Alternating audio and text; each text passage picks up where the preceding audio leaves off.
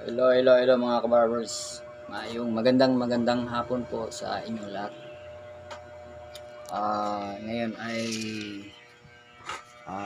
Friday ng Friday ngayon, November 21. Ito talaga ang buhay ng isang barbero. May araw na medyo may kalakasan ang gupit at may araw na walang gupit. Mula kasi kanina umaga hanggang ngayong alas 4 na ng hapon, isang gupit pa lang tayo mga kabarbers. Ito po kasi ay probinsya po dito sa amin, probinsya dito sa Tacurong, Sultan Kudarat. At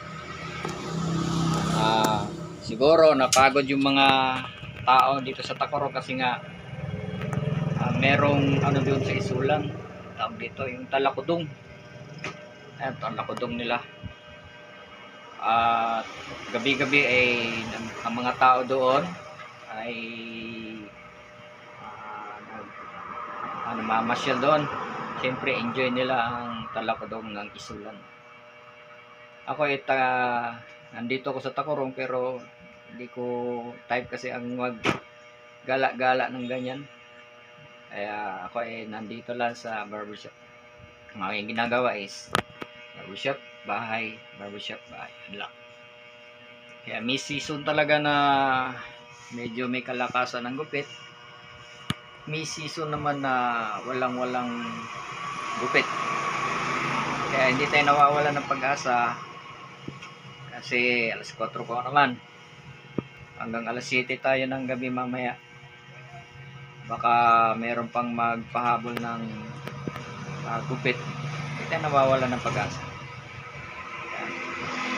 Ganun talaga ang buhay ng isang barbero. Ganun talaga.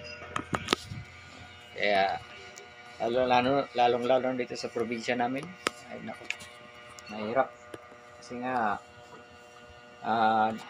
tawag dito itong dito sa Tacurong medyo walang ganong katao-tao talaga dito, lalo na nandito kami sa barangay. Nandito kasi sa barangay, wala kasi ako dun sa mismong city ng Tacurong. Wala. Kasi doon sa city ng Tacurong, ang mahal ng mga upa doon, mga renta. Maabot ng 10,000 ang pinakamaliit nilang upa doon. Grabe. Hindi kaya.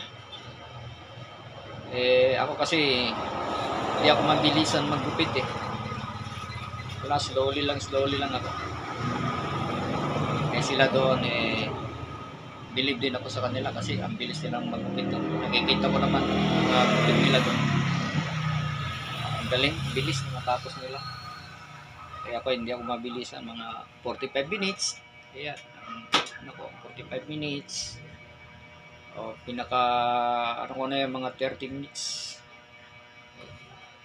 Kaya believe ako sa mga barbero dito sa Tacurong, ang bibilis nila. Ayan mga kabarbers, it's Johnny A. Ayan. Wala muna tayong upload ng paggugupit ngayon. Share lang muna tayo ng mga karanasan natin na talagang ganito. Lalong na malapit na ang walang klase. November na ngayon, 21. Malapit na December.